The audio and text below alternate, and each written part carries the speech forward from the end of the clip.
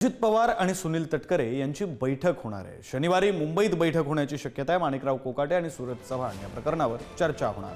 पक्ष काय कारवाई करणार याकडे आता लक्ष असेल। माणिकराव कोकाटे यांचा रमी खेळतानाचा व्हिडिओ आणि त्यानंतरचं वादग्रस्त विधान असं हे प्रकरण आहे। शिवाय लातूरमधील मारहाण प्रकरण या दोन्ही प्रकरणावर चर्चा होणार आहे। सुनील तटकरे यांनी केलेला दौरा आणि पक्षाची सध्याची स्थिती यावरही चर्चा होणार आहे। माणिकराव कोकाटे यांच्याबाबत बैठकीत महत्त्वाचा निर्णय होण्याची शक्यता आहे। कृषी मंत्री माणिकराव कोकाटे यांचा राजीनामा घेतला जाणार नाही। पक्षातील वरिष्ठ नेत्यानं ही माहिती दिली आहे। अजित पवारांच्या राष्ट्रवादीकडून कोकाटेंना अभय दिलं जातंय का असा प्रश्न यामुळे उपस्थित होतोय। रमीचा व्हिडिओ समोर आल्यानंतर राजीनाम्याची मागणी वाढलेली आहे। हल्ली प्रत्येक जण मोबाईलमध्ये व्यस्त असतो, म्हणून राजीनामा घेणं कितपत योग्य आहे? कोकाटेंच्या राजीनाम्याबाबत नेत्यांनी हे मत व्यक्त केलं। बघा, या सरकारला थोडी तरी लाज शरम असेल, नाहीतर विकून खाली असेल तर मात्र कारवाई करणार नाही।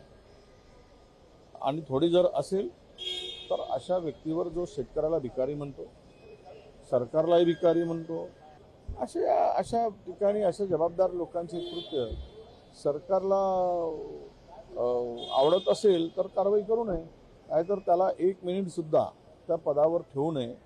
कृषी मंत्र्यांना, हे कृत्य करणाऱ्यांना हे पाठीशी घालणारं सरकार आहे असं त्याचा अर्थ होईल आणि आम्ही राज्यभर या कृतीचा निषेध करत फिरू। मी तर हा बघितलं नाही, पण असं जर केलं असेल तर हे चुकीचं आहे। त्यांनी माफी मागायला पाहिजे की मंत्रीनी असं शब्दाचा प्रयोग नाही करायला पाहिजे आणि नक्कीच याची दखल माननीय मुख्यमंत्री आणि उपमुख्यमंत्री घेणार आहेत।